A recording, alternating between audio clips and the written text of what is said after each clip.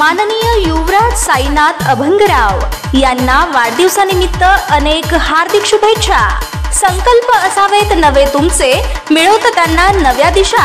याच वाढदिवसाच्या शुभेच्छा। शुभेच्छुक विजयभाऊ अभंगराव मित्रमंडळ पंढरपूर।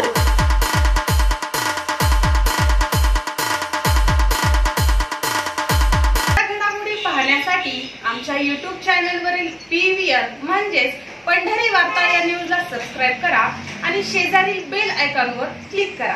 मुख्यमंत्री एकनाथ शिंदे यांच्या संकल्पनेतून राज्यात एप्रिल 2023 पासून शासन आपल्या दारी उपक्रम राबवण्यास शासनाने सुरुवात केली होती।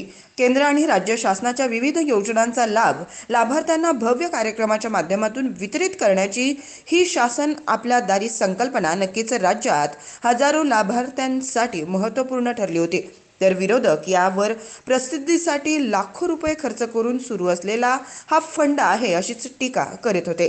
राज्यभरात अनेक जिल्ह्यात मुख्यमंत्री आणि दोन्ही उपमुख्यमंत्र्यांच्या उपस्थितीत शासन आपल्या दारी कार्यक्रम आयोजित केला जात असतानाच पंढरपुरात मागील वर्षी 10 सप्टेंबर रोजी हा शासन आपल्या दारी या कार्यक्रमाच्या भव्य आयोजनाची तयारी जिल्हा प्रशासनाने सुरू केली होती।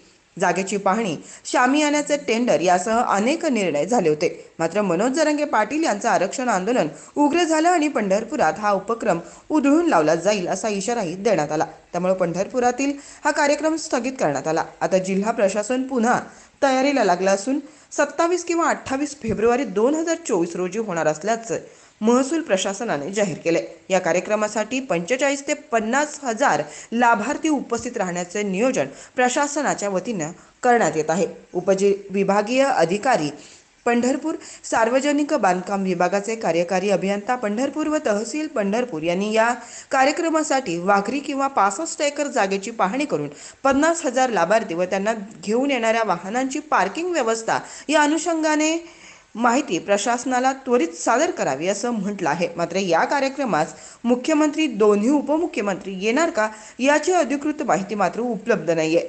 तर 27 फेब्रुवारी रोजी मुख्यमंत्री आणि दोन्ही उपमुख्यमंत्री पंढरपुरात येतील आणि शासन आपल्या दारी कार्यक्रमास उपस्थित राहण्याबरोबरच प्रस्तावित पंढरपूर विकास आराखड्यातील वादग्रस्त नसलेल्या एखाद्या विकास कामाचे भूमिपूजन करून विकास आराखड्याच्या अंमलबजावणीचा श्रीगणेश लोकसभा निवडणुकीच्या आचारसंहितेपूर्वी करतील अशी ही अपेक्षा व्यक्त होत आहे।